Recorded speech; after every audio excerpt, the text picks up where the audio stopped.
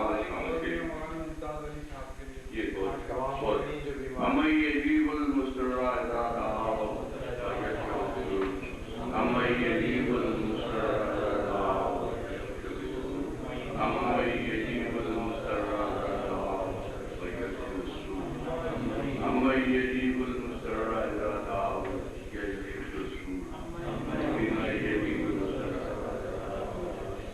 آپ دعا کیجیے کہ بیماری کربلا کے صدقے ان کو صحت عطا ہو، اور اس کے ساتھ ہی ایک سورہ فاتحہ کی درخواست ہے مولانا سید سکندر حسین صاحب اور ان کی بیگم صاحبہ کے لیے، اور مرزا الہام حسین صاحب کے لیے ایک سورہ فاتحہ.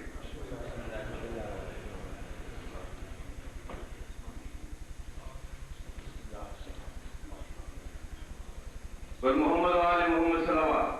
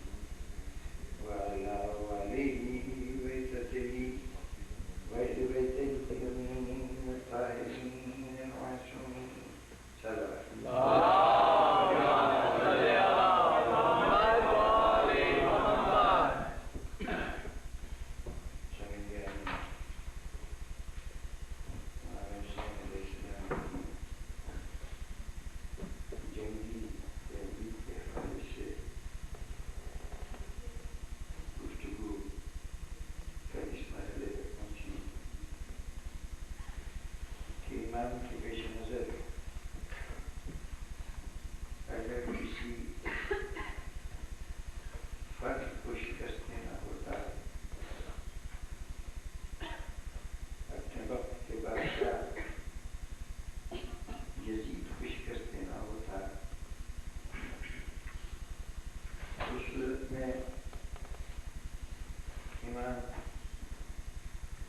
وہ ذرائع استعمال کرتے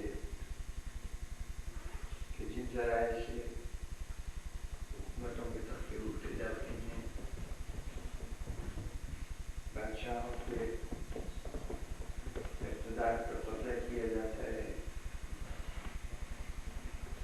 جن فوج، اسلحہ، کثرت، سامان رسد، یہ وہ ذرائع ہیں جو جمع کر کے اس کو طاقتور بنا کر کسی صاحب اقتدار سے اس کا اقتدار چھینا جاتا ہے. لیکن امام حسین علیہ السلام کے پیش نظر کوئی فرد واحد نہیں، بلکہ وہ انداز فکر ہے کہ جہاں انسان منصب خدائی پر بیٹھنے کا دعویدار ہو جائے اور دوسری الہی میں مداخلت کو اپنا حق سمجھے، تو حسین نہ صرف اپنے یزیدیت سے ٹکرانا چاہتے ہیں بلکہ قیامت تک مخلوق کی خدائی کے اس تصور کو ختم کر دینا چاہتے ہیں.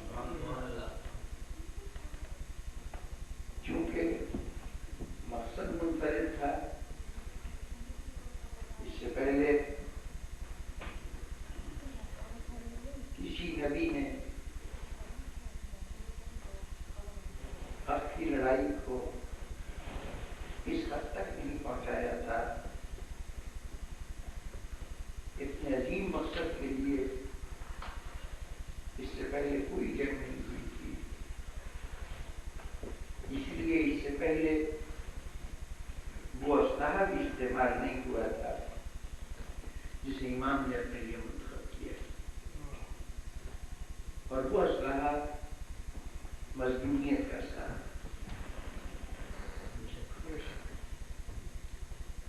اس سے پہلے مظلومیت اور اسلحے کی استعمال نہیں ہوئی. تشریح انشاءاللہ ہوتی رہے گی. لیکن یہ بات ہمارے ذہنوں میں واضح ہو جانی چاہیے کہ اس وقت امام حسین علیہ السلام نے اقدام کیا تو ابتدائی سفر سے لے کے کربلا کی منزل تک بہت سی شخصیتیں تاریخ کی نمایاں ہستیاں امام حسین کو مختلف مشورے دیتی ہوئی آئیں. ان مشوروں کا تعلق امام کی حکمت عملی سے تھا. کوئی کہہ رہا تھا کہ یہ جنگ یوں نہ لڑی جائے بلکہ کوہ ہجا میں علی بن حاتم نے، حاتم طائی جو مشہور نام ہے، ان کے صاحبزادے علی نے مشورہ دیا تھا کہ ہمارا قبیلہ کوہ ہجا میں آباد ہے، آپ وہاں تشریف لے چلیے، ہم آپ کے ساتھ بھرپور طور پر مدد کریں گے. اور یزید کی فوجوں کی مجال نہیں ہے کہ وہ ان پہاڑی علاقوں میں آپ تک ان کی رسائی ہو سکے. حضرت محمد حنفیہ نے بھی یہ کہا تھا کہ اگر طائف کی جانب چلے جائیں گے تو طائف میں ایسی پناہ گاہیں ہیں کہ جہاں آپ تک یزید کا ہاتھ نہیں پہنچ سکتا. عبداللہ ابن زبیر نے چاہے ظاہرہ طور پر صحیح لیکن مشورہ دیا تھا کہ آپ مکے میں قیام کیجیے، یہاں حاجی صاحبان جمع ہونے والے ہیں، حج کا اجتماع ہو رہا ہے، تو آپ ان کی مدد حاصل کیجیے اور یزید سے ٹکرانے کی کوشش کیجیے. ایک منفی مشورہ تو تقریباً سب نے دیا کہ آپ عراق کی طرف نہ جائیے، کوفے کے لوگ بے وفائی کرتے رہے ہیں، وہ آپ کے ساتھ وفا نہیں کریں گے. یہ تمام مشورے دینے والے چاہے کسی مخلص رہے ہوں لیکن ان کی رسائی، ان کی فکر نہ حسین کی فکر کی عظمتوں کو چھو سکتی، نہ حسین کے طریقہ کار کو سمجھ سکتی. یہ بیچارے اپنی سطح کے مطابق خود ہی مقصد حسین بھی تعریف کر رہے تھے اور خود ہی اس کے اصول کا طریقہ بتا رہے تھے. ان کے پیش نظر تو اتنی سی بات تھی کہ شاید حسین یزید سے تختار چھیننا چاہتے ہیں، اقتدار پر قبضہ کرنا چاہتے ہیں، تو اس کے لیے یہ ساری صورتیں بتائی گئی. بالکل ضمن ایک بات کا وضاحت کرتا چلوں، بہت سے مسائل ہوتے ہیں کہ سامنے آتے ہیں تو گفتگو میں محل نہیں ہوتا، موقع نہیں ہوتا اور وہ غیر واضح ذہنوں میں رہ جاتے ہیں. ایک بات کہی گئی، کچھ حضرات نے کہا، کچھ ملک متعلق چیز ہے، کچھ لوگوں نے کہا کہ امام حسین علیہ السلام نے کربلا میں یہ پیشکش بھی کی تھی کہ اگر مجھے یزید تک جانے دیا جائے تو میں جا کر اس سے اپنے معاملات طے کر لوں گا. بلکہ بعد دریدہ ذہنوں نے یہاں تک کہا کہ امام حسین نے کہا کہ میں یزید کے ہاتھ میں ہاتھ دے دوں گا، یعنی بیعت کر دوں گا.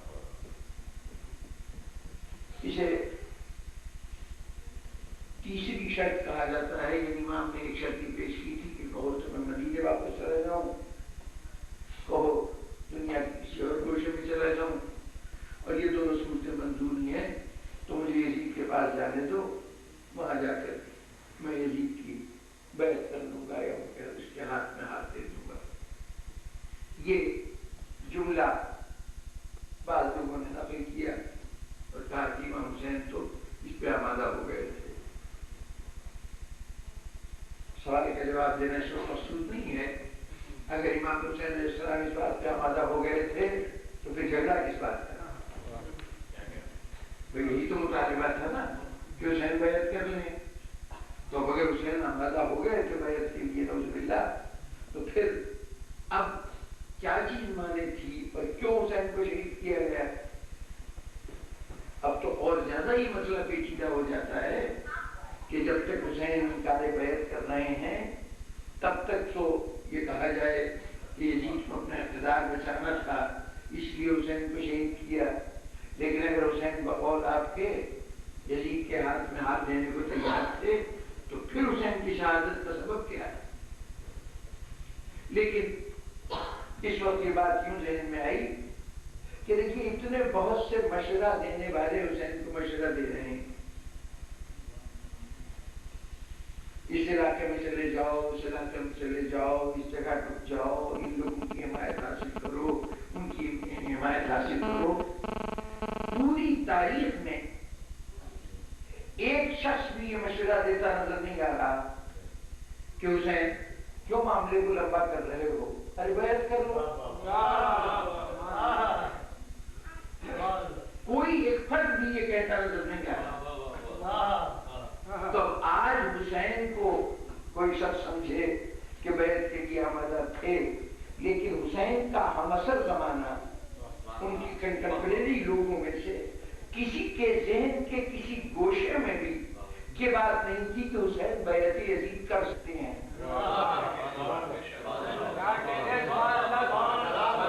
اس وقت کے انسان نے، اس وقت کے لوگوں نے کبھی یہ سوچا ہے کہ نہیں، کوئی امکان ہی نہیں۔ برطور یہ جتنے مشورے تھے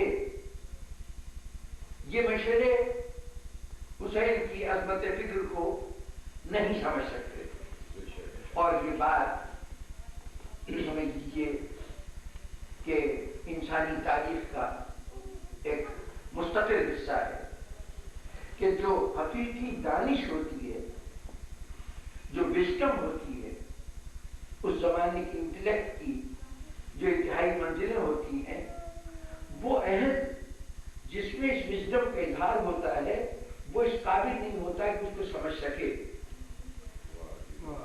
علی کے اقدامات کو ان کے زمانے میں نہیں سمجھا گیا، حسن کے اقدام کو ان کے زمانے میں نہیں سمجھا گیا، حسین کے اقدام کو ان کے زمانے میں نہیں سمجھا گیا۔ یوں کر لو، یوں کر لو، یہ وہ لوگ ہیں کہ جن کی نگاہیں سے چند قدم تک جا سکتے ہیں، جو قیامت تک کے نتائج کو سامنے رکھتا ہو، اس کی سوچ اتنی مختلف ہوگی کہ اس عہد کے افراد نہیں سمجھ سکتے۔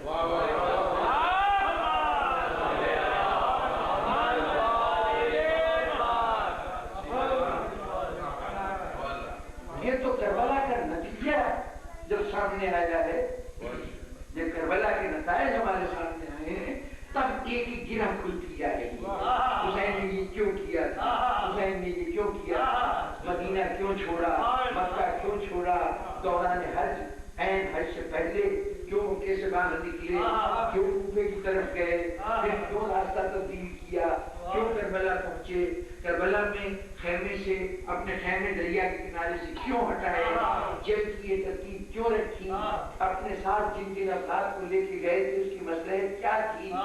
ابھی چند گرہیں کھلی ہیں تو کربلا اتنی عظیم شے نظر آ رہی ہے۔ ابھی سوچیے کہ آنے والے زمانوں میں کتنی اور گرہیں ہیں جو کھلتی جائیں گی اور عظمت کربلا اس سے زیادہ۔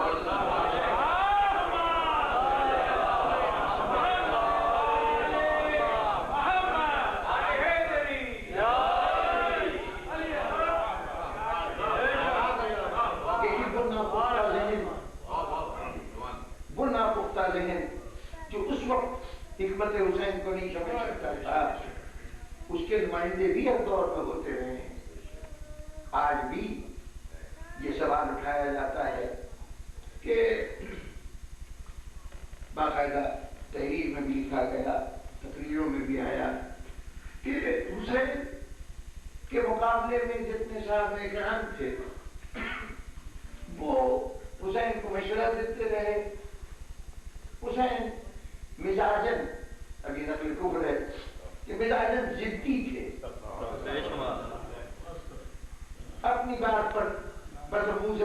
دی گئی ہے نہیں تو اس نے ہی بیڑے ہوئے، حالانکہ صحابہ کا مشورہ انہوں نے نہیں مانا۔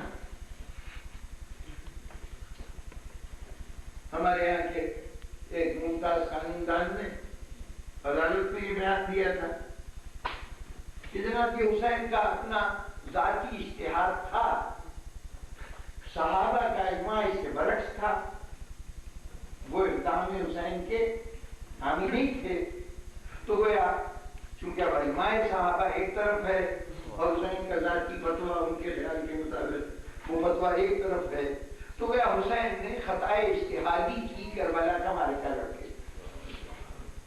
اجتہاد میں ان کا فیصلہ صحیح نہیں تھا، تو اس کو خطائے اجتہادی قرار دیا گیا۔ جہاں تک ضد کی بات ہے، وہ تو خیر اگر حسین ضدی تھے تو حسین کے نانا بھی ضدی تھے اور 1,24,000 تمام امثلت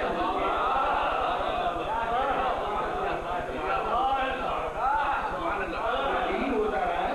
اندازہ لگائیے، ایک آواز ہے مکے میں، ایک آواز ہے جو لا الہ الا اللہ کی صدا بلند کر رہی ہے، سارا مکہ زور لگا رہا ہے باز آ جاؤ، چھوڑ دو، دنیا کی کون سی نعمتیں تو پیش نہیں کی جا رہی، اقتدار چاہیے تو کسی سے شادی کرنا چاہتے ہو تو اس کے لیے بھی ہم تیار ہیں، دولت کی ضرورت ہے تو وہ بھی پیش کر دیتے ہیں، لیکن مزاج کی کیفیت ہے کہ سورج میرے دائیں ہاتھ پہ رکھ دو، چاند میرے بائیں ہاتھ پہ رکھ دو، باز نہیں آؤں گا۔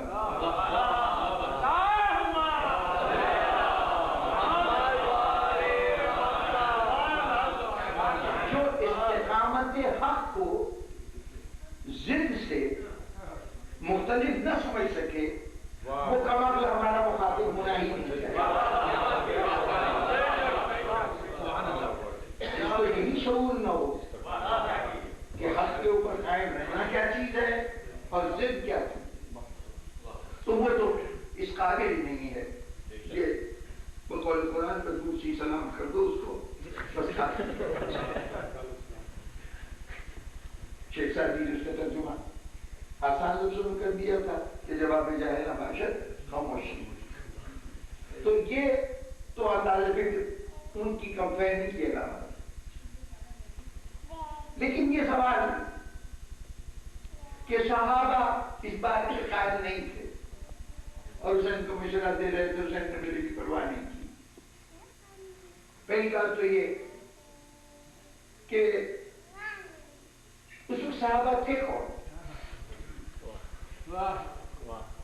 یہ بھی تو کبھی بعض ایسے جملے تاریخ میں آ گئے ہیں کہ جنہوں نے مستقل طور پر ایک حقیقت کی سی صورت اختیار کر دی، اتنی کثرت سے کہہ گئے کہ ہم نے کہا کہ شاید یہ سچائی ہے، اور کبھی ہم نے اس کے اوپر غور نہیں کیا کہ حقیقت واقعہ کیا ہے۔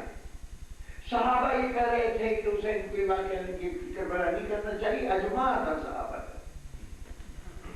61 ہجری کا واقعہ ہے، یا کم از کم 60 ہجری میں رجب سے سلسلہ شروع ہو گیا تھا، انکار بیعت تو 60 ہجری میں ہوئی۔ حضور کو دنیا سے گئے 50 سال ہو گئے، حیات رسالت کی کتنے صحابہ زندہ ہیں؟ صحابہ تو وہی ہے نا جو حضور کے، جنہوں نے اپنی زندگی میں حالت ایمان میں حضور کو دیکھا، تو حالت ایمان کم از کم عہد حیات رسالت پہ ان کی عمر 30 سال 40 سال کچھ ایسی عمر ہوگی۔ وہ 30-40 سال والے عمر کے لوگ اب مزید حضور کے وصال کے 50 سال کے بعد ان میں سے کتنے باقی رہ گئے؟ ذرا مجھے وہ فہرست تو دکھائیے کہ کون سے صحابہ ہیں جو حسین کے اقدام کو غلط کہہ رہے ہیں۔ پتہ نہیں آپ کے پاس کوئی فہرست ہے یا نہیں، لیکن میرے پاس فہرست ہے ان صحابہ کی جو فہرست میں موجود تھے، اور بڑی مستند فہرست۔ امام حسین علیہ السلام نے 10 محرم کو میدان کربلا میں خطبہ دیا ہے۔ اس خطبے کے اندر تمام قانونی وجوہات جو کسی کے قتل کو جائز کر سکتی تھیں، ان تمام وجوہات کو ایک کے بعد دیگر پیش کیا۔ کیا میں نے تم میں سے کسی کا حق مانا ہے؟ کیا میں نے شریعت کے کسی حلال کو حرام اور حرام کو حلال کیا ہے؟ حدود الہی میں کوئی تجاوز کیا ہے؟ یہ سب نہیں کیا تو مجھے کیوں قتل کرنا چاہیے؟ پھر یہ نہیں تو پھر اپنی شخصیت کے وہ تمام پہلو بتائے جو آپ کے احترام کا جواز ہے۔ اب تو تعارف کرایا کہ میں تمہارے رسول کا نواسا نہیں ہوں، صرف نواسا نہیں، کیا رسول نے میرے اور میرے بھائی کے لیے نہیں کہا کہ یہ جوانان جنت کے سردار ہیں؟ اس مرحلے پر اس حدیث کو سنانے سے پہلے امام نے جملہ کہا، خطبہ تاریخوں میں موجود ہے، تاریخ 24 کی ان کتابوں میں شامل ہے کہ جس نے اس خطبے کو نقل کیا ہے، اور ویسے اور بھی بہت سی، غالباً ابن کثیر میں بھی البدایہ والنہایہ اس کے اندر بھی یہ خطبہ امام کا پورے کا پورا نقل ہے۔ امام نے ناقے پہ سوار ہو کر، مٹی پہ سوار ہو کر یہ خطبہ دیا تھا۔ اس میں کہا کہ دیکھو، جب سے میں اس دنیا میں آیا ہوں نہ میری زبان پر کبھی جھوٹ جاری ہوا، نہ میں نے جھوٹ کو کبھی پسند کیا، لیکن اگر تمہیں میری بات پہ بھروسہ نہیں تو رسول کے 3 صحابی موجود ہیں۔ اب حسین فہرست بتا رہے ہیں کون کون موجود ہے۔ زید ابن ارقم موجود ہے، سہیل ابن سعد ساعدی موجود ہے، جابر ابن عبداللہ انصاری موجود ہیں۔ جاؤ ان سے پوچھ لو کہ کیا رسول نے یہ نہیں کہا تھا کہ حسن اور حسین جوانان جنت کے سردار ہیں؟ 3 صحابہ کی فہرست حسین دے رہے ہیں۔ معلوم یہ ہوا کہ اس وقت غالباً قابل ذکر صحابی اگر کوئی تھے تو یہی 3 افراد تھے۔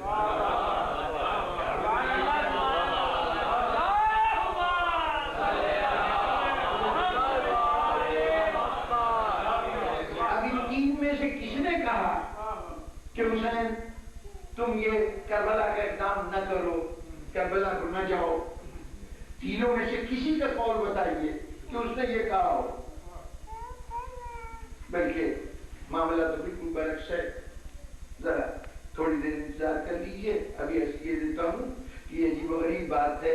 حسین نے 3 صحابہ کا نام دیا تھا کہ یہ گواہ ہیں اس بات کے کہ میرا یہ اقدام خدا اور رسول کی منشا کے مطابق ہے، یعنی مخالف نہیں ہے میرے اس اقدام کے۔ کسی نے جا کے ان تینوں سے نہیں پوچھا، کسی نے جا کے نہیں پوچھا، لیکن اب یہ تصرف امامت ہے، یہ امامت کے اختیار کا مظاہرہ ہے کہ اب چونکہ امام نے ان تینوں کو اپنا گواہ قرار دیا ہے تو چاہے دنیا پوچھے یا نہ پوچھے، ان تینوں کو واجب تھا کہ یہ آگے بڑھ کر خود گواہی دے کہ حسین بے گناہ ہے۔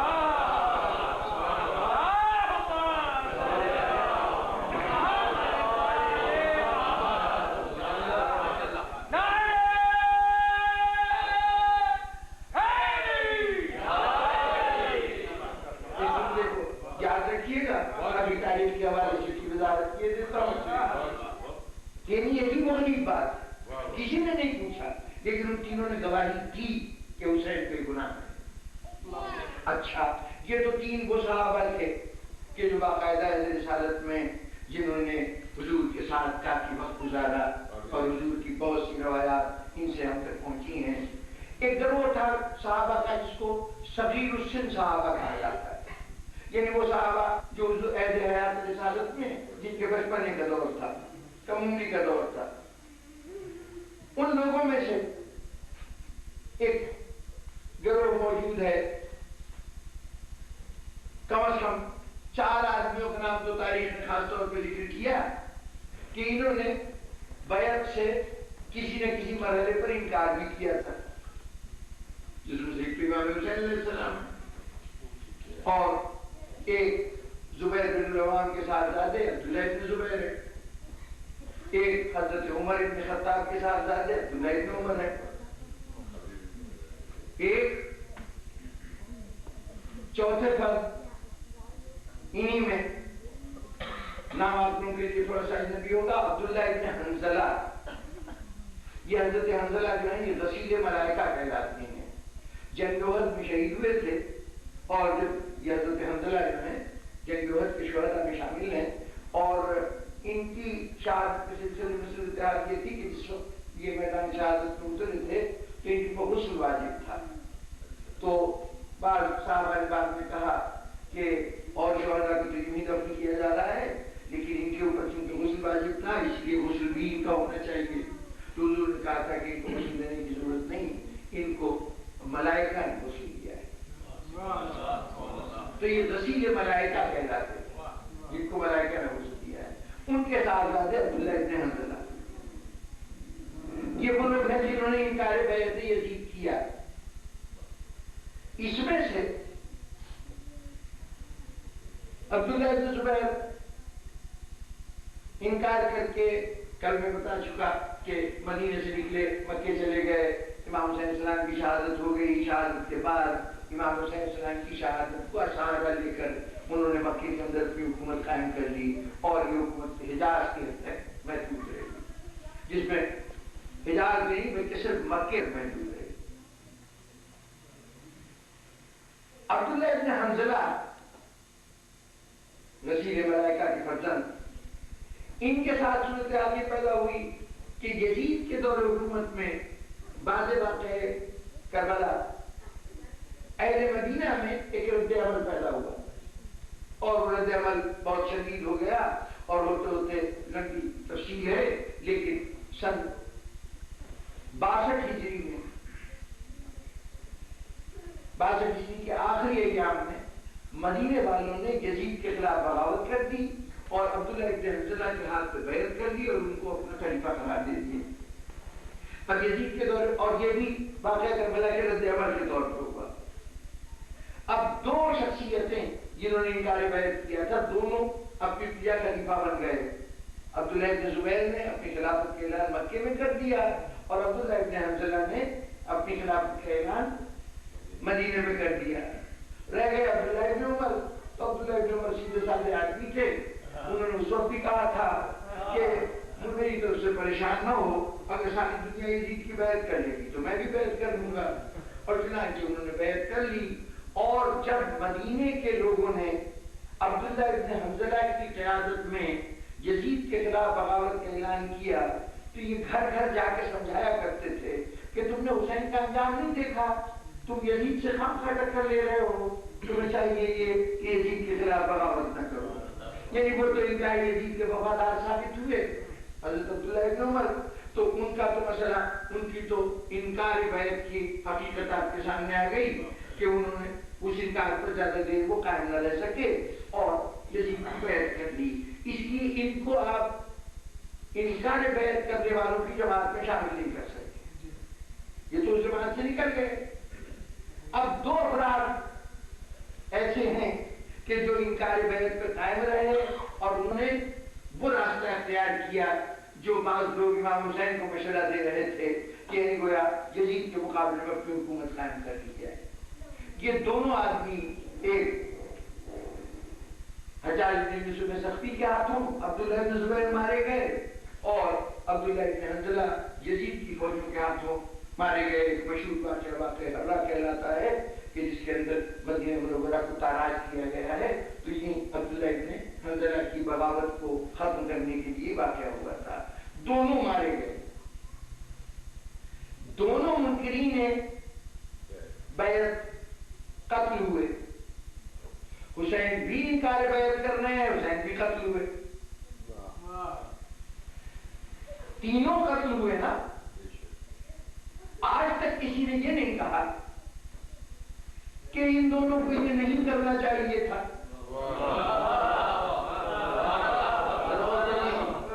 किसी ने नहीं कहा कि अब्दुल्ला इब्न जुबैर को ये नहीं करना चाहिए था, अब्दुल्ला इब्न हंजला को ये नहीं करना चाहिए था। आज तक वो रज़ियल्लाह भी है, मोहतरम भी है, सब कुछ है। ये सारा एतराज हुसैन के खिलाफ क्यों? भाई तीनों इनकार बैत करने वाले, तीनों का अंजाम कब है? आप उसे शहादत कहिए या कुछ कहिए, बात तो हमारे बात ये है कि तीनों मारे गए। یزید کی بیعت نہ کرنے والے تینوں مارے گئے. 2 مارے جانے والوں کا آپ آج بھی احترام کرتے ہیں. آپ کو اس سے کوئی شکایت نہیں. آپ میں سے کوئی یہ حوالہ نہیں دیتا کہ مولانا صاحب نے ان کو سمجھایا تھا کہ انکار بیعت نہ کرو. سارا زور قلم اور زور فکر صرف ہو رہا ہے صرف حسین کے خلاف کہ حسین کو نہیں کرنا چاہیے تھا. ارے بھی نہیں کرنا چاہیے تھا تو جیسے وہ دونوں مارے گئے حسین بھی مارے گئے. ان دونوں پر اعتراض کا نہ ہونا اور حسین سے آج بھی شکایت ہونا کہ یہ قدم کیوں اٹھایا، یہ بذات خود دلیل یہ ہے کہ ان دونوں نے جو قدم اٹھایا تھا اس قدم کا انجام ناکامی ہوا. اس لیے اب تاریخ کو دلچسپی نہیں کہ انہوں نے کیوں کیا تھا. حسین نے چونکہ یزید کو شکست فاش دی ہے اس لیے بار بار نگاہیں حسین کی طرف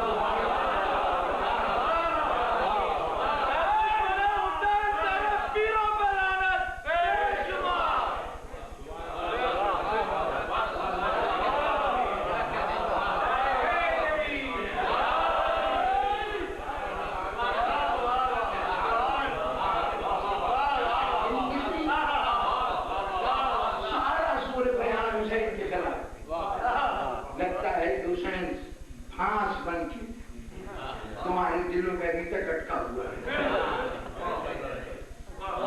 مارا گیا ہے لیکن یہی وہ ہے کہ مارا جانے کے بعد بھی فاتح ہے.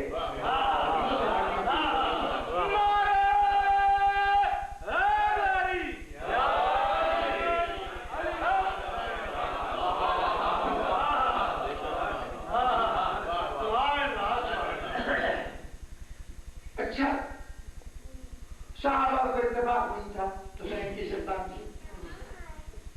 سوال یہ ہے کہ دیانتداری کا تقاضا ہے ذرا سے کوئی اصول تو ہونا چاہیے نا بات کا فیصلہ کرنے کے لیے. ایک طرف حسین جس کے جوانان جنت کے سردار ہونے کے سلسلے میں آپ کو کوئی شبہ نہیں. متفقہ حدیث ہے، آپ کے یہاں کی حدیث ہے، ہمارے یہاں ہے، لیکن آپ کے یہاں یہ حدیث پورے شادی شوکت سے موجود ہے. اب ان جوانان جنت میں جن کے یہ سردار ہوں گے اس میں صحابہ کرام بھی تو شامل ہوں گے اور ہر خاص و عام شامل ہوگا. اس لیے کہ دنیا میں لال بوڑھے ہوں اگر جنت میں جائیں گے تو جوان ہوتے جائیں گے. تو جتنے بھی صحابہ کرام ہیں وہ جنت میں جائیں گے. اب یہ صحابہ ایک طرف ہوں حسین ایک طرف ہوں تو اب بتائیے کہ آپ سردار کی بات مانیں گے یا ان کی بات مانیں گے کہ اس کو سردار مانے تو جنت میں جائیں گے ورنہ جنت میں نہیں جا سکتے.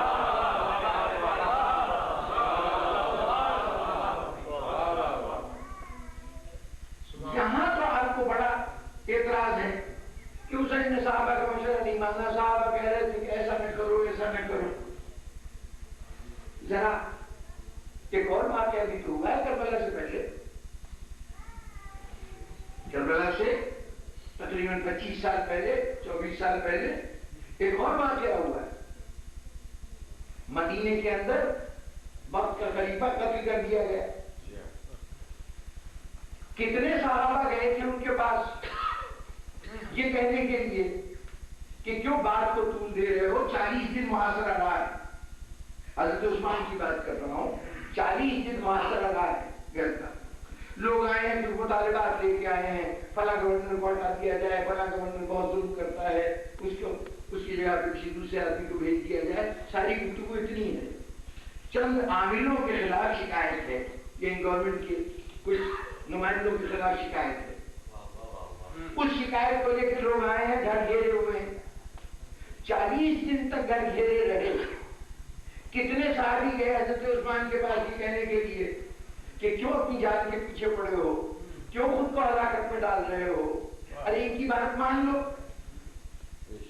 ان کا مطالبہ مان لو. اگر کوئی نہیں گیا تو یا تو یہ سمجھ لو کہ تمام صحابہ کا اجماع تھا کہ حضرت عثمان کا قتل جائز ہے.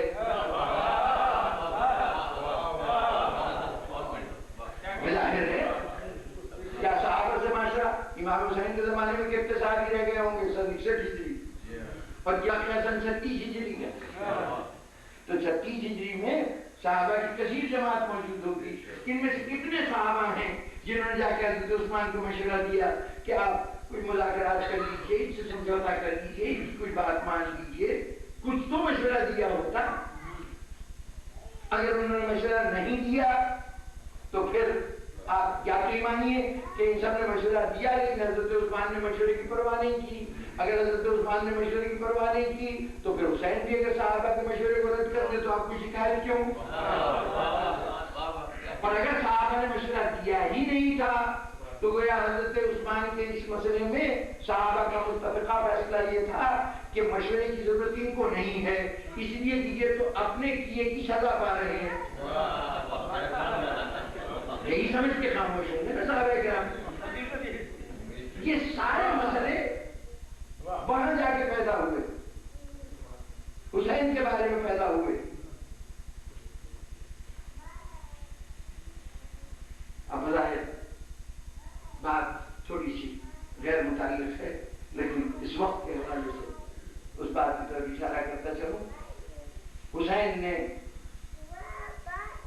یہ صحابہ کے مشورے بالکل غیر اہم چیزیں کی ہے تو اپنی سطح کے مطابق مخلصانہ طور پر انہوں نے مشورہ دیا، لیکن حسین نے جو اہتمام کیا ہے اپنی جماعت کی ترتیب جس کے اہتمام سے حسین روانہ ہوئے ہیں، ذرا اس سارے اہتمام کو پیش نظر رکھیے.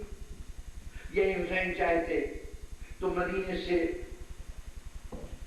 سیدھے عراق کی طرف نکل جاتے، لیکن مدینے سے مکے کی طرف جانا، مکے میں اس وقت تک ٹھہرنا کہ جب تمام حاجیوں کا اجتماع ہو گیا، جب پورا شہر حاجیوں سے بھر گیا تو اس وقت جب حاجی عرفات کو جا رہے تھے حسین نے عراق کا سفر شروع کیا. یہ اعلان عام کیوں، یہ اشتہار کیوں؟ اور پھر اس کے ساتھ جن افراد کو ساتھ لے کے گئے وہ سارے افراد بھی ایسے کہ قدم قدم پر داستان کربلا مدینے سے مکے، مکے سے کوفہ، کوفے سے دمشق اور دمشق سے پھر کربلا، قدم قدم پہ داستان کربلا لکھتے آئے. کہیں خبروں کی صورت میں، کہیں رکھے ہوئے سر نے داستان لکھی، کہیں پر کسی بیوی کا انتقال ہو گیا اس کی قبر نے داستان لکھی. پورے راستے میں داستان بکھری پڑی. اچھا صرف یہی بات نہیں ہے، یہ بھی اصرار ہے کہ دیکھو ہماری زیارت کے لیے آؤ، ہماری زیارت کے لیے آؤ، یہ بار بار تقاضا کیا گیا. پوری دنیا یعنی اس وقت کی جو دنیا ہے اس میں ذرا دیکھیے کہ کربلا نے اپنے آثار کتنی جگہ پھیلائے، مدینے سے لے کے اور یہ پورا روٹ سامنے رکھیے آثار مدینے میں کہ یہاں سے یہ وہ جگہ ہے جہاں زینب ام کلثوم کا قافلہ آ کے اترا تھا، آج بھی وہ جگہ موجود ہے. یہ وہ مقام ہے جہاں ام البنین بیٹھ کر گریا کرتی تھیں. ایک بیت الحسن جناب سیدہ کا ہے اور ایک مقام حسن جناب ام البنین کا ہے. واقعہ کربلا کی علامتیں مدینے میں، واقعہ کربلا کی علامتیں کربلا میں، اور کربلا میں کی علامتیں کیسی؟ یہاں عباس کا ایک بازو کٹا، یہاں دوسرا کٹا، یہاں یہ اکبر شہید ہوئے، یہاں یہ اکبر شہید ہوئے. ایک جز یہاں کھڑے ہو کے فضا کی شیر کو آواز دی تھی، یہاں حسین نے عمر ابن سعد سے مذاکرات کیے تھے، یہ بات کی تھی یعنی کہ اگر میں مدینے جانا چاہوں تو مجھے جانے دو، یا جب کسی دنیا کی کسی اور سے جانا چاہوں تو جانے دو. جس جگہ بات کی ہے وہ جگہ بھی مقرر ہے. بس ایک ایک مقام، یہ وہ ٹیلا ہے، یہ وہ مقام ہے جہاں کھڑے ہو کے زینب نشانت حسین کے مرحلے ساتھ سے خطاب کیا تھا. ایک ایک جز کی علامتیں. پھر اس کے بعد کوفے کے اندر جائیے، وہاں علامتیں، راستے میں علامتیں، دمشق کے اندر علامتیں، راستے میں حلب کا مقام آتا ہے وہاں پہ علامتیں. یہ تمام نشانات چھوڑتے جا رہے ہیں حسین، اور ایسے نشانات جو آج تک قائم ہیں. اور پھر تقاضا یہ ہے، حسین نے بھی کہا اس وقت، حسرت بھرے لہجے میں کہا تھا، بعد میں اماموں نے اس کو گویا فرمائش کے طور پہ کہا. حسین نے اسد بن لہجے میں یوں کہا تھا کہ ایشیو کاش تم ہوتے ہو دیکھتے تو ایما نے کہا کہ جا کے دیکھو، بات آپ کو الجھی ہوئی لگ رہی ہوگی لیکن ذرا سے ملاحظ کریں، یہ جو تکرار ہے، یہ جو اصرار ہے،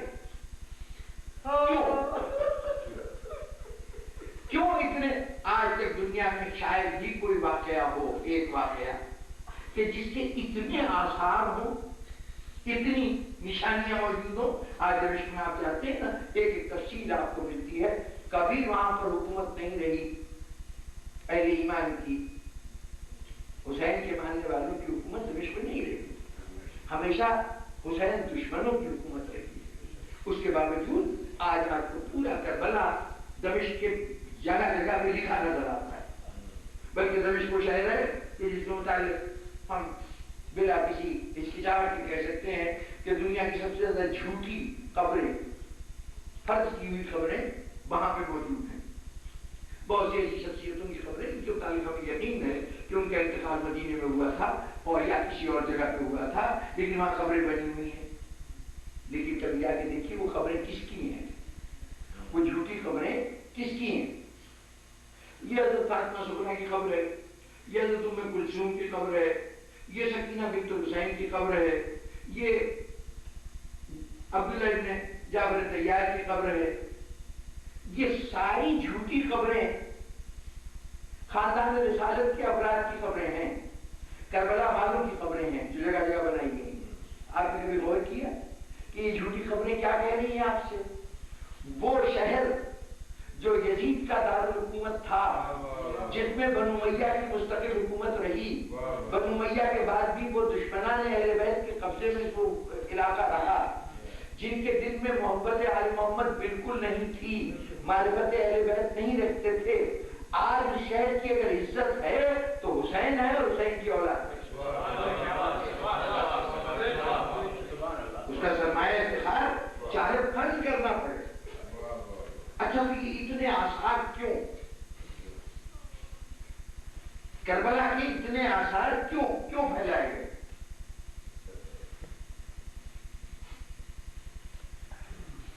اس سوال کے جواب دینے سے پہلے ایک سوال آپ سے دیکھیے، آپ تک ماضی سے جو کوئی پہنچا ہے اس کو ہم دو حصوں میں بانٹ سکتے ہیں۔ ایک تو کہانیاں ہیں، قصے ہیں، داستانیں، اساطیری داستانیں، متھ ہیں جو آپ تک منتقل ہوئے، اور ایک چیز اس کو ہم تاریخ کہتے ہیں کہ بھی ماضی سے منتقل ہوئی۔ دونوں چیزیں ماضی سے آئیں گے نا، لوگوں نے روایت کی ہیں، متھ بھی لوگوں نے بیان کیے ہیں، وہ قصے کہانیاں بھی لوگوں نے بیان کیے ہیں، اور تاریخ بھی لوگوں نے بیان کیے ہیں، وہ بھی کتابوں میں درج ہیں، یہ بھی کتابوں میں درج ہیں۔ تو وہ پہچان کیا ہے جس کے ذریعے سے ہم یہ کہہ سکتے ہیں کہ یہ تو محض قصے کہانی ہے اور یہ تاریخ ہے؟ کوئی ہے پیمانہ؟ آخر انسانیت نے کیسے فیصلہ کر دیا کہ سب چیزیں ماضی سے آ رہی ہیں؟ سورس ایک ہی ہے، گزرے ہوئے زمانے کے واقعات ہیں جو آپ تک منتقل ہو رہے ہیں۔ بہت سے تاریخی واقعات ہیں جن کی تفصیلات آپ کو بالکل نہیں معلوم، کہ نہ افراد کا نام معلوم ہے، نہ جن تاریخ کا پتہ ہے، پھر بھی آپ کہہ رہے ہیں یہ واقعہ ہے، یہ صورتحال تاریخی ہے۔ ہمارے یہاں ایک کھنڈر برآمد ہوا، ایک ٹیلا کھودا گیا، مردوں کا ٹیلا کہلاتا تھا، موہنجودڑو، اور وہ جو کھود کے نکالا تو ایک شہر برآمد ہوا۔ اب کہا جاتا ہے کہ یہاں پہ قوم تھی، یہ پہلے ابتدائی دور کے آریہ تھے جو یہاں پہ آ کے آباد ہوئے، ان کے رسم و رواج یہ تھے، ان کے مذہب یہ تھے، ان کے طور طریقہ یہ تھا، رہن سہن یہ تھا، یہ سب وہ کھنڈر بتا رہے ہیں۔ اب ہمیں نہیں معلوم کہ ان لوگوں کا نام کیا تھا، ہمیں تاریخیں نہیں معلوم تھی کس کس تاریخ کو یہاں پہ تھے۔ ایک اندازہ ہے کہ 5000 سال پہلے تھے، صحیح تاریخ صحیح دن کچھ نہیں معلوم، اس کے باوجود وہ تاریخ ہے اور کسی کو شک نہیں۔ اس کے مقابلے میں کوئی صاحب کہتے ہیں کہ جی ہمارے پیر صاحب نے کوئی ڈوبا ہوا بیڑا تھا، اس کو 11 سال کے بعد دوبارہ نکال لیا، یہ ایک بارات تھی، وہ جا رہی تھی، ڈوب گئی تھی، انہوں نے نکال دیا، دولہا میں صحیح سلامت برآمد ہو گئے اور ان کی وہ ادھوری شادی مکمل ہو گئی. یا اس درخت کے اوپر بیٹھے اور یہ درخت کو اشارہ کیا، یہاں سے کہ وہاں تک پہنچ گیا. یہ لوگ واقعات آپ کے سامنے آتے ہیں. آپ اس کو کہہ دیتے ہیں کہ بس ان کا عقیدہ ہے، یہ لوگوں کے خوش فہمیاں ہیں، یہ خوش عقیدگی ہے، یہ تاریخ نہیں ہے. کیوں؟ جہاں نام پتہ دن تاریخ کچھ معلوم نہیں، اس کو تو آپ تاریخ کہہ رہے ہیں. اور جہاں لوگ نام بھی بتا رہے ہیں، فلاں پیر صاحب نے کیا تھا، فلاں زمانے میں ہوئے تھے، اس کا آپ کہہ رہے ہیں کہ یہ قصے کہانی. وہ ترازو کون سا ہے جس پہ تول کے آپ نے فیصلہ کرنا ہے؟ کاش میں بات کو پہنچانے میں کامیاب ہو جاؤں. بڑا اہم سوال ہے اور اس وقت کا خاص طور پر بہت بڑا مسئلہ ہے. جناب والا زیادہ الجھانے کی ضرورت نہیں. جس واقعے کے آثار موجود ہوتے ہیں وہ تاریخ ہوتا ہے. جس واقعے کا کوئی اثر موجود نہ ہو وہ قصہ کہانی ہوتا ہے.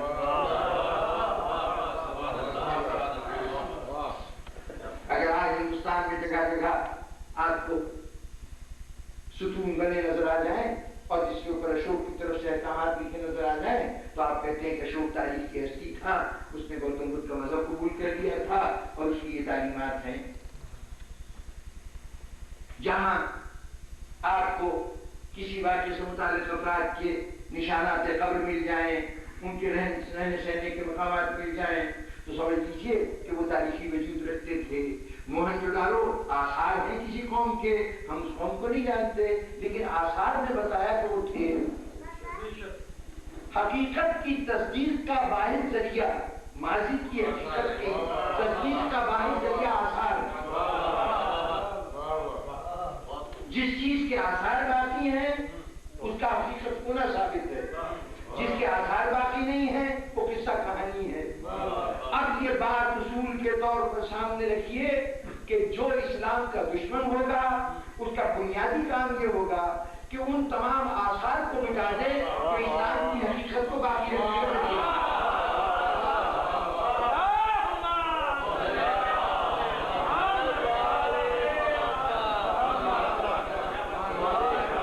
اور جنہیں حقیقت اسلام کو ثابت کرنا ہے ان کی پوری کوشش ہوگی کہ آثار مٹنے نہ پائیں. اب آپ کے سامنے قوم کا رویہ موجود ہے، قوم کے مختلف افراد کے انداز فکر موجود ہے. آپ دیکھتے ہیں کہ کہیں کچھ لوگ ہیں کہ قبریں مسمار کر دو، یہ نشانات ختم کر دو. یہ آج کی بات نہیں ہے، اہل رسالت کے فوراً بعد ایک سلسلہ شروع ہو گیا تھا. کبھی کسی بڑی بظاہر اچھی نیت سے بات کی گئی، یہ کہا گیا کہ قرآن مجید جو ہے رسالت میں جو انہوں نے نسخے لکھے تھے اگر یہ رہ گئے تو لوگوں میں فساد پھیلے گا، اس لیے اس عہد کے سارے قرآن جلا دو. ماویہ نے حکم جاری کیا کہ حضور کے جتنے تبرکات لوگوں کے پاس کہے جاتے ہیں، کوئی کہتا ہے وہ مقدس ہے، کوئی کہتا ہے حضور کے ناخن ہے، کوئی کسی کہتا ہے یہ ہبا ہے، یہ چادر ہے، ان تمام چیزوں کو لے کے زمین میں دفن کر دو، اس لیے کہ بے حرمتی ہوتی ہے، ان چیزوں کی بے حرمتی ہوتی ہے. یہ اس وقت سے سلسلہ جاری ہوا اور آج قبروں کے سارے نشان مٹا دو. مسجد نبوی کو انہوں نے کہا کہ ہم توسیع کر رہے ہیں. توسیع میں کیا ہوا کہ جتنا شہر مدینہ تھا، حضور کے اہل کا جتنا مدینہ تھا وہ سارا اس مسجد کی حدود کے اندر آ گیا ہے، جدید مسجد میں آ گیا ہے. ایمانداری سے کہیے کہ سونے کی دیواروں سے بنائی جانے والی مسجد بھی کیا اس مسجد کی اس دیوار کا مقابلہ کر سکتی ہے جس کے پتھر رسول نے خود اٹھا کے رکھے؟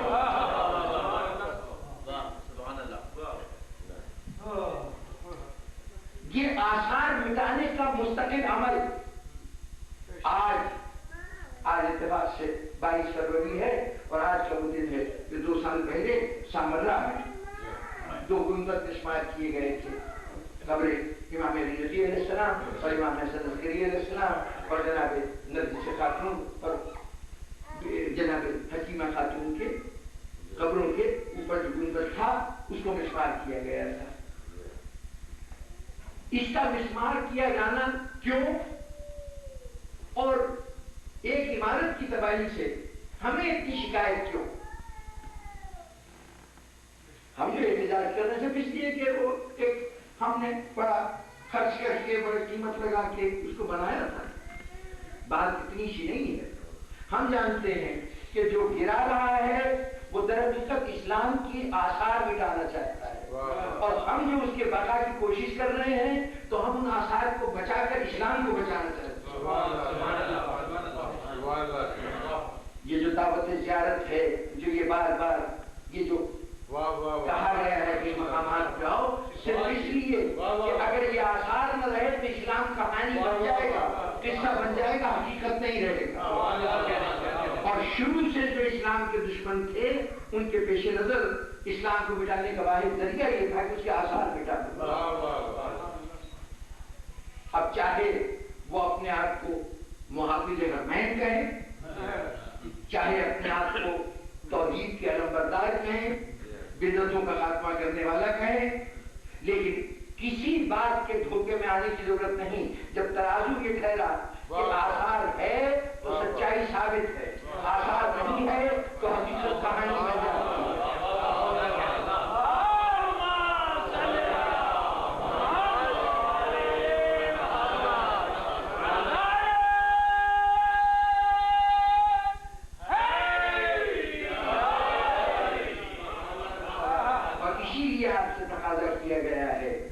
فرشیدہ بچھاؤ، ذکر کرتے رہو، صبح شام کرتے رہو، گھروں میں بیٹھ کے کرو، قضا خانوں میں کرو، بازاروں میں کرو، لوگوں کے ہجوم میں کرو، آثار مٹنے نہ پائیں. جن کو اسلام کی بقا مقصود تھی انہوں نے آثار کو اس طرح پھیلا دیا اور ہمیں ان کا محافظ مقرر کر دیا. یہ ہماری ذمہ داری ہے کہ ان آثار کو مٹنے نہ دیں، کیونکہ ہر دشمن اسلام یہی کوشش کرے گا کہ آثار مٹ جائیں.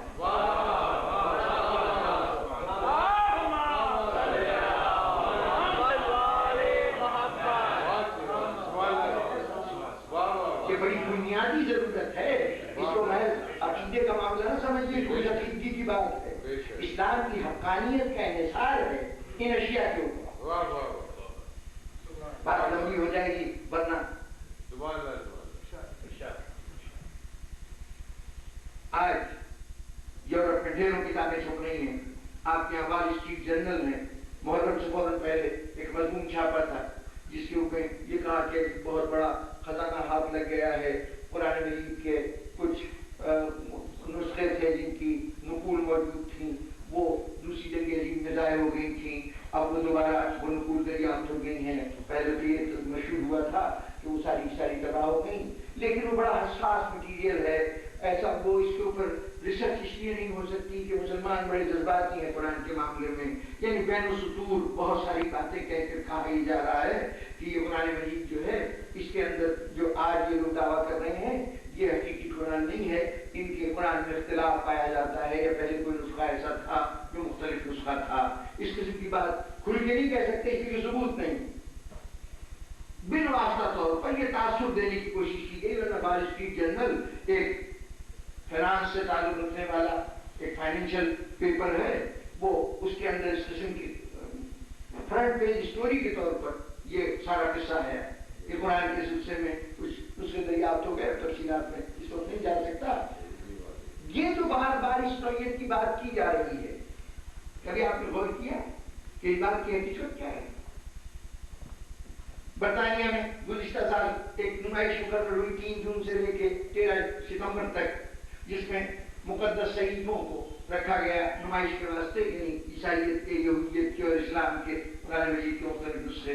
تو اس کے ساتھ اس نمائش کا نام سیکریڈ رکھا گیا تھا، اور اسی نام سے کتابچہ بھی چھپا جو اچھا خاصا قدیم کتابچہ ہے. اس میں جو نسخے رکھے گئے ہیں ان کے اوپر کوئی تفصیلات، کچھ معلوماتی قواعد فراہم کیے گئے ہیں. تو قرآن مجید کے اوپر جو بات کہی گئی اس کے اندر یہ کہا گیا کہ قرآن جس وقت نازل ہو رہا تھا یا جس وقت رسول دنیا کے سامنے پیش کر رہے تھے تو اس کے پیش کرنے والے کے ذہن میں کوئی ایسی بات نہیں تھی کہ اس کو کتاب کی حیثیت سے ترتیب دیا جانا ہے. یہ تو 2 دہائیوں کے بعد، 2 ڈیکیڈ کے بعد کسی نامعلوم فرد نے قرآن کو ایڈٹ کیا ہے اور اس نے موجودہ شکل میں دنیا کے سامنے پیش کیا ہے. آپ نے کبھی غور کیا کہ یہ جو الزامات لگ رہے ہیں ان کی حقیقت کیا ہے؟ صرف اتنا کہہ دینا کہ ہمارے مخالف ہیں، اس سے مخالفت میں ہی بات کرتے ہیں.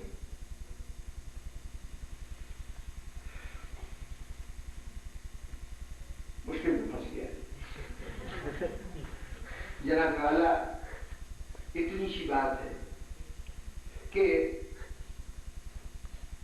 آج کسی بھی ٹیکسٹ کی سب سے اچھی نقل فوٹو اسٹیٹ ہے، جو بہترین صورت ہے فوٹو اسٹیٹ ہے نا آج کے زمانے میں، جو کچھ ہوتا ہے اس کی وہ نقل اتار دیتا ہے۔ اب مجھے یہاں کے قواعد نہیں معلوم، لیکن ہمارے یہاں اگر کبھی کسی مرحلے میں ضرورت پیش آئے کہ آپ اپنے ڈگریوں کی، اپنے اسناد کی، یا اپنے جو آئیڈینٹی ہے آپ اس کی وہ نقل لے کے آئیے، آ جائیے، تو اب نقل آپ نے فوٹو اسٹیٹ کرائی لے کے گئے، انہوں نے کہا نہیں، جا کے تصدیق کرا کے آئیے۔ تصدیق کیسے ہوگی کہ وہ جو فرسٹ کاپی ہے، جو ماسٹر کاپی ہے، اس سے کمپیئر کر کے کوئی اتھارٹی اس کے اوپر مہر لگائے گی کہ ہاں یہ اس کے مطابق ہے، تب اس کا صحیح ہونا ثابت ہوگا۔ اگر ماسٹر کاپی موجود نہ ہو تو سیکنڈ کاپی اپنے طور پر اپنے کو صحیح ثابت نہیں کر سکتی، کوئی ذریعہ نہیں ہے اس کے صحیح ثابت ہونے کا۔ آپ کہتے ہیں عہد رسالت میں تقریباً کم و بیش، جلال الدین سیوطی نے اتقان اپنی تفسیر کا مقدمہ لکھا 2 جلدوں میں، اس کے اندر کہا کہ عہد رسالت میں کم و بیش 43 سے 45 افراد تک تھے جن کا کام تھا قرآن مجید لکھا ہے، حضور لکھاتے تھے، وہ لکھتے جاتے تھے۔ ان 45 یا 43 آدمیوں نے قرآن مجید لکھا، اب یہ رسول سے سن کر براہ راست لکھا گیا، یہ فرسٹ کاپی ہے، ماسٹر کاپی ہے۔ آج جب دنیا کے کسی کتب خانے میں، کسی عجائب گھر میں کسی صحابی کا لکھا ہوا اس قرآن کا ایک صفحہ بھی موجود نہ ہو اور آپ کہیں جناب یہ قرآن جو ہے صحیح قرآن ہے، تو دنیا کہے گی فرسٹ کاپی کہاں ہے جس سے تم نے تصدیق کی ہے؟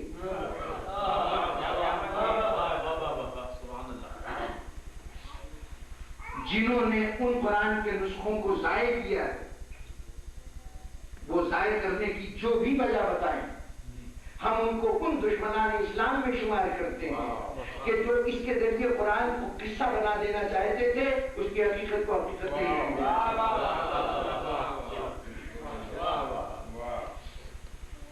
دلوں میں الجھن نہ رہ جائے کہ جب فرسٹ کاپی نہیں ہے تو پھر آج اس قرآن کو کیسے مانے؟ درست ہے، وہ فرسٹ کاپی تو نہیں ہے جس کا آپ بات کر رہے ہیں، لیکن کم سے کم آج دنیا میں 20 قرآن ایسے موجود ہیں جن کے لیے کہا گیا کہ یہ علی بن ابی طالب نے لکھا۔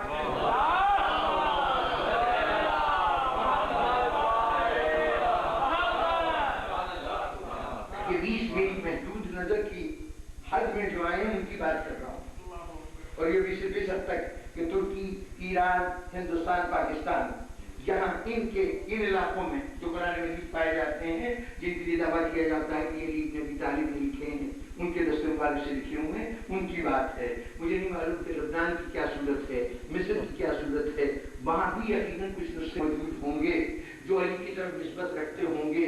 ہو سکتا ہے یہ نسبت ساری کی ساری درست نہ ہو، لیکن اگر ان میں ایک قرآن بھی ایسا ہے کہ جو حقیقت علی نے لکھا ہے، تو مانیے کہ آج قرآن کی حقیقت اسی وقت ثابت ہو سکتی ہے جب علی کے یہ قرآن موجود ہو۔ اگر علی کا قرآن بھی نہ ہوتا تو آج قرآن اپنے آپ کو سچی کہانی کے بجائے، سچی بات کے بجائے کہانی اور قصے کے حصے سے جانا جاتا، جیسے آپ دوسرے انبیاء کی کتاب کو رد کرتے ہیں ویسے قرآن بھی رد کر دیا جاتا۔ تو دشمنی اسلام یہ ہے، اس کے آثار مٹا دو، اور یہ ان کا فریضہ ہے جنہوں نے رسول سے پیکیج ڈیل کی تھی۔ رسول نے کہا تھا نا کہ میں تمہیں کتاب اور اہل بیت چھوڑے جا رہا ہوں، تو جنہوں نے ان دونوں چیزوں کو گلے لگایا ہے نا، اب ان کی حفاظت کی ذمہ داری آپ کے کانوں پہ ہے۔ اور ان کی حفاظت کیسے ہے؟ ان آثار کی حفاظت جس کے ذریعے سے اسلام کی صداقت ثابت ہوتی ہے کہ ہاں یہ تاریخ کا ایک حقیقی واقعہ ہے، کوئی فرضی شخصیت نہیں ہے حضور کی ذات یا ان کی اولاد۔ اس لیے ہم آواز اٹھاتے ہیں کہ یہ جو ظلم ہوئے ہیں یہ ظلم اسلام کے خلاف دشمنی ہے، اور ہم اسلام کی بقا کی جنگ لڑ رہے ہیں۔ یہ سامرا کے مزار کی بات نہیں ہے، یہ جنت البقیع کے مزارات کی بات نہیں ہے، یہ اسلام کے بقا کا مسئلہ ہے۔ آج ہمیں بہت زیادہ یہ شکایت ہے کہ بیت المقدس کو دشمنوں نے قبضے میں لے رکھا ہے اور اس کو مسمار کرنے کے منصوبے بن رہے ہیں. آج جب آپ بیت المقدس کے لیے فریاد کرتے نظر آتے ہیں تو مجھے چاہے دنیا سنے نہ سنے، مجھے دنیا یہودیت کی طرف سے یہ جملہ سنائی دیتا ہے کہ پہلے جو کچھ تمہارے پاس ہے اس کی حفاظت تو کر لو، پھر اس کے بعد اس بات کی فکر کیا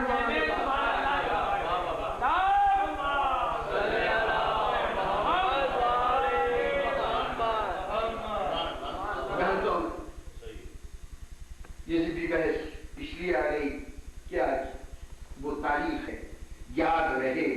یہ بار بار جو آپ پر شہزہ بچھاتے ہیں نا، دن تاریخ یاد رکھتے ہیں. آج فلاں امام کی شہادت ہے، آج فلاں امام کی ولادت ہے. یہ سب ان آثار کو بچانے کی کوشش ہے. یہ ہماری ذمہ داری ہے کہ ہم آثار کو مٹنے نہ دیں. آثار مٹ گئے، حقیقت مٹ جائے. اس لیے بار بار تکرار کیجیے. بازو میں دم نہیں ہے، جا کے دوبارہ تعمیر نہیں کر سکتے نہ صحیح، لیکن آثار کو مٹنے نہ دیجیے. دنیا بھول نہ جائے کہ یہاں پر کبھی یہ چیز ہوتی تھی. آج اگر جنت البقیع میں قبریں نہیں ہیں تو کوئی بات نہیں ہے. آپ کا ذہن جنت البقیع کی شبیہ بن جانا چاہیے. ان قبروں کو ذہنوں میں محفوظ رکھیے. جب کبھی بھی تاریخ نے موقع دیا ہمیں ان آثار کے تحفظ کا پورا اہتمام کریں. اور اب بزرگان گرامی، وہ بات جو میں نے کہی تھی کہ 3 صحابیوں کا نام حسین نے لیا ہے کربلا میں، اپنی گواہی کے لیے 3 صحابیوں کا نام لیا ہے. زمانے میں کسی نے نہیں جا کے پوچھا ان سے، لیکن ان تینوں نے حسین کے حقانیت کی گواہی دی. یہ اعجاز حسین نے زید بن ارقم کا نام لیا تھا. ابن زیاد کے دربار میں سر حسین پہنچا، تشت میں سر رکھا تھا. ابن زیاد کے ہاتھ میں چھڑی تھی. اس چھڑی سے ہونٹوں کو چھیڑتا جا رہا تھا اور کہہ رہا تھا کہ حسین تمہارے دانت بہت خوبصورت ہے، بہت خوبصورت ہے. اتنا سنا رسول کا بوڑھا صحابی زید بن ارقم کھڑا ہو گیا. دربار میں موجود تھے، کھڑے ہو گئے.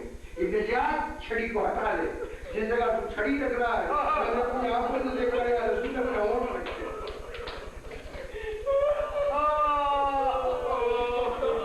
بھلے مجمع میں گواہی. جابر بن عبداللہ انصاری رسول کے بوڑھے صحابی، عمر بہت زیادہ ہو چکی تھی، آنکھوں کی بینائی تقریباً ختم ہو چکی تھی، لیکن میں نے کہہ دیا تھا نا میرا گواہ ہے، تو اب یہ گواہی دینا ضروری تھا. چنانچہ سن 62 ہجری میں واقعہ کربلا کے 1 سال کے بعد 20 صفر کو جابر بن عبداللہ انصاری کربلا پہنچے اور قبر حسین پہ کھڑے ہو کے گواہی دی، یہ کہتے ہوئے کہ اے فرزند رسول، جابر شرمندہ ہے کہ آپ کے ساتھ اس منصب شہادت میں سمجھ شہادت میں شامل نہیں ہوا. آج تک دنیا میں پہلا ظاہر حسین جابر بن عبداللہ انصاری. اور بس 2 جملوں میں سہل بن سعد ساعدی کی شہادت، وہ جو تیسرے صحابی کے نام لیا تھا. یہ سہل بن سعد ساعدی سن 60 ہجری کا جو حج ہوا تو حج کے فوراً بعد یہ روانہ ہو گئے کہ میں بیت المقدس کی زیارت کے لیے جاؤں گا، قبلہ اول کی زیارت کے لیے جاؤں گا. فلسطین گئے، بیت المقدس کی زیارت کی. زیارت کر کے جب واپس آ رہے تھے، اب ذرا وہ زمانہ تصور میں لائیے اور اس وقت سفر کے دوران جتنا وقت لگتا تھا وہ وقت لائیے. تو اب یہ جب واپس آ رہے تھے تو کئی مہینے گزر چکے ہیں. جس دن پہنچے ہیں فلسطین سے، اب راستے میں پہلی منزل شام پڑتی تھی. شام کے شہر دمشق میں آئے تو یہاں کیا دیکھا کہ بازار سجے ہوئے ہیں، لوگوں نے نئے لباس پہنے ہوئے، سڑکوں کے اوپر بے پناہ ہجوم ہوئے. اور حسین ایک مرتبہ سوچنے لگے کہ آج کون سی تاریخ ہے، آج تو بظاہر مسلمانوں کی کوئی عید مجھے یاد نہیں آتی.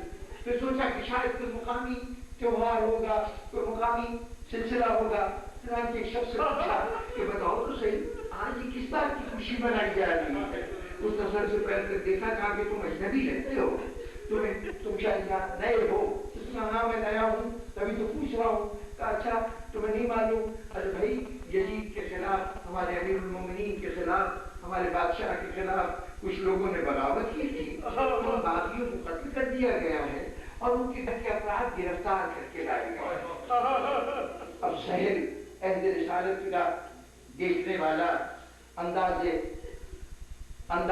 حکومت رسول کو دیکھ چکا ہے، وہ کئی مرتبہ اہل رسالت میں بھی قیدی مدینے میں آئے ہیں، لیکن کبھی یہ نہیں دیکھا تھا کہ قیدیوں کا تماشا دکھایا جائے، قیدیوں کے جلوس نکلے۔ بڑے حیران ہوئے کہ کون سے ایسے سنگین مجرم ہیں کہ جن کا تماشا دنیا کو دکھایا جا رہا ہے۔ چنانچہ پوچھا وہ قیدی کہاں ہیں جن کے لیے اہتمام ہو رہا ہے؟ اس نے اشارہ کیا بابو سعد کی طرف کہ ابھی ادھر سے یہ قیدی برات آنے والے ہیں، اس طرف سے لائے جائیں۔ کہتے میں ہجوم میں راستہ بناتا ہوا بابو سعد کے سامنے پہنچا تو اب میں نے یہ دیکھا کہ پہلے نیزوں کے اوپر کچھ سر بنا سر بلند ہے، اس کے بعد دیکھا کہ اونٹ کی پشت پر کچھ بیویاں بیٹھی ہیں جنہوں نے اپنے بالوں کو اپنے چہرے پہ ڈال دیا۔ ان کے چہروں کو دیکھ رہا تھا، اتنے میری نظر نیچے پڑی کہ اونٹوں کی مہار ایک جوان کے ہاتھ میں ہے، اس طرف جھکائے آگے چل رہا ہے۔ جوان کا چہرہ دیکھا تو عجیب چہرہ تھا، ایک طرف چہرے پہ شرافت نظر آ رہی تھی، دوسری طرف ایک عجیب قسم کی بے کسی دکھائی دے رہی تھی۔ میں چہرے کو دیکھتا رہا، پھر خیال آیا کہ ایسا چہرہ دنیا میں کسی اور کا میں نے نہیں دیکھا۔ پھر دل نے کہا نہیں شہر تمہیں غلطی ہو رہی ہے، تم نے ایسا چہرہ دیکھا ہے،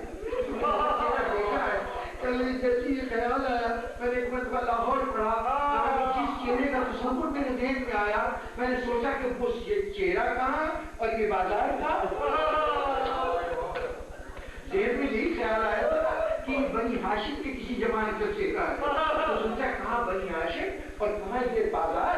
ایک مرتبہ ہچکچا کے رہ گئے، اس کے بعد لیکن تجسس نے مجبور کیا، آگے بڑھے اور جا کے اس جوان کے ساتھ قدم اٹھاتے جا رہے ہیں، اس سے کہہ رہے ہیں کہ جوان ذرا یہ تو بتا دے کہ تم کون ہے، کہاں کا رہنے والا ہے؟ سیدہ سرکار کا چہرہ ہو رہا ہے، چچا صاحب آپ بتا میں کیوں پہچانے گا؟ اس سے پہلے کبھی آپ نے اس حال میں آنے لوگوں کو دیکھا نہیں تھا،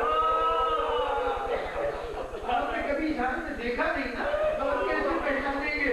آپ کے ذہن میں جو خیال ہے نا میں وہی ہوں، میں حسین کا بیٹا علی بن حسین ہوں۔ حیران، اچھا تم حسین کے بیٹے علی بن حسین ہو اور تم اونٹوں پہ کون ہے؟ اونٹوں پہ کون ہے؟ علی کی بیٹی ہے، یہ گھرانہ ہے رسول کا۔ شہر کہتے ہیں کہ میری سمجھ نہیں آیا کہ میں اس حالت میں غربت پہ کیا کروں، میں کیا کروں، کیسے اس جوان کے لیے کوئی خدمت کر سکوں۔ آخر ڈرتے ڈرتے میں نے کہا کہ اغیار کا مجمع ہے، میں پردیش میں ہوں، صاحبزادے میں کچھ کر نہیں سکتا، لیکن بتاؤ میں کسی طرح تمہارے کام آ سکتا ہوں، کوئی خدمت کر سکتا ہوں۔ تو امام نے کہا کہ چچا صاحب آپ کے پاس کوئی کپڑے کا ٹکڑا ہوگا، کپڑے کا ٹکڑا صاحب کے سر پہ جو رومال باندھا وہ رومال جلدی سے اتارا، کہا بولا یہ حاضر ہے۔ امام نے کہا صاحب مجھے کیا دے دوں، میرے تو ہاتھ بندھے ہوئے ہیں، اس لیے فیصلے کو فرمائیے میں کیا کروں۔ امام نے کہا یوں کرو اس کو طے کر کے اس کی گدی بناؤ۔ جب طے کر کے گدی بنا لی نا تو امام نے اشارہ کیا ذرا میرے توق کے نیچے رکھ دو، توق کے نیچے رکھ دو۔ صاحب کہتے ہیں توق کا کانٹا اس طرح کے توق کو ہٹایا تو خون کی دھار نکلی جو پیروں سے بہتی جا رہی تھی، یزید کے فوجی آگے بڑھے، مجھے دھکا دے کے ہٹا دیا گیا، میں روتا رہا اور سید سجاد کا خون بہتا رہا۔